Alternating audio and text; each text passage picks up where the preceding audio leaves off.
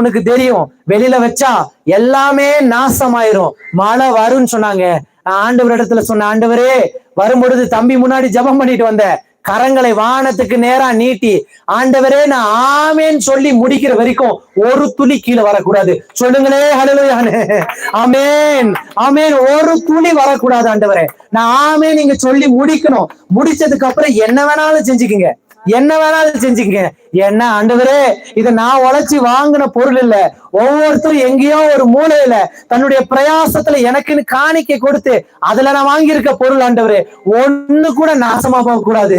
இதோ இந்த இடத்துல இருந்து இந்த வெளி வாசல்ல என் வானத்துக்கு நேரா என் கண்களை நீட்டி என் கரங்களை உயர்த்தி வானத்துக்கு நேரம் உம்மை பார்த்து ஜெபிக்கணும். அந்த அறைக்குள்ள இருந்தனா கம்ஃபர்டபுளாவே இல்ல ஆண்டவரே.